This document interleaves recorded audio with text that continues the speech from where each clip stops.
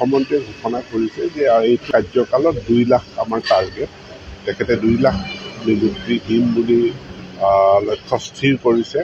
আৰু এই 2 লাখৰ ভিতৰত যথেষ্ট সংখ্যক, আচলতে প্ৰায় 50% নহ'লেও 40% নিযুক্তি শিক্ষা বিভাগতেই হ'ব।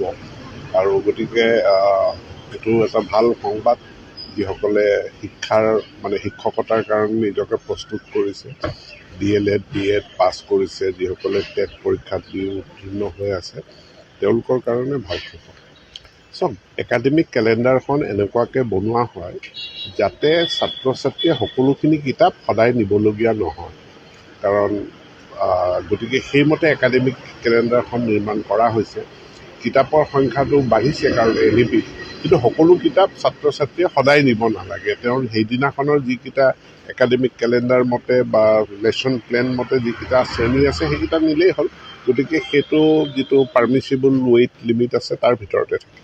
হয়, মানে আমাৰ দূৰৱৰ্তী অঞ্চলত যাতায়াতৰ যথেষ্ট সমস্যা আছে, আৰু সেই সমস্যা অনুধাৱন কৰিয়ে আমি পৰীক্ষামূলকভাৱে অসমৰ 11খন জিলাৰ চাহ বাগিচা অঞ্চলত, য'ত তেওঁলোকে বাগানখন বহুত ডাঙৰ বাগান, সেইটো মূৰৰ পৰা সিটো মূৰলৈ যাব লাগে বিদ্যালয়ৰ কাৰণে, বহুতে বাগানৰ বাহিৰৰ অঞ্চললৈ যাব লাগে।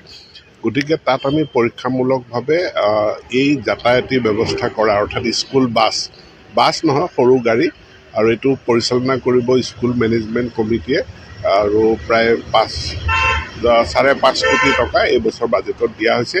আৰু এইটো এটা ইন'ভেটিভ পৰীক্ষামূলক আঁচনি। পৰৱৰ্তী সময়ত সকলো বিদ্যালয়তে হ'ব নেকি? সকলো বিদ্যালয়ততো কৰাৰ প্ৰয়োজন নাই। এইকাৰণেই প্ৰয়োজন নাই, আমি মানে এটা ৰেডিয়াছ ঠিক কৰি দিছোঁ, ব্যাসাৰ্ধ, যিটো ব্যাসাৰ্ধৰ ভিতৰত বিদ্যালয়সমূহ অৱস্থিত। 5 কিলোমিটাৰ ব্যাসাৰ্ধৰ ভিতৰত এখন হাইস্কুল থাকিব লাগে।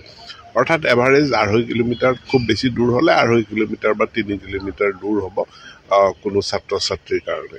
আৰু তাৰ কাৰণে আমাৰ চাইকেলৰ ব্যৱস্থাটো আছে। চাইকেলটো পূৰ্বতে ক্লাছ 9-10ত দিয়া হৈছিলে, এতিয়া মাননীয় মুখ্যমন্ত্ৰীৰ পৰামৰ্শ অনুযায়ী আমি 8ম শ্ৰেণীতেই চাইকেলখন দিয়াৰ ব্যৱস্থা কৰিম। সেইটো আগতে কোনো 4th গ্ৰেড ষ্টাফৰ প্ৰমোচনৰ কোনো ব্যৱস্থা নাছিলে, এতিয়া সেইটো ছাৰ্ভিচ ৰুলখন সংশোধন কৰি প্ৰমোচনৰো ব্যৱস্থা কৰা হৈছে। কিন্তু তাত তেওঁলোকৰ মিনিমাম যি কোৱালিফিকেশ্যন, সেই কোৱালিফিকেশ্যনটো থাকিব লাগিব।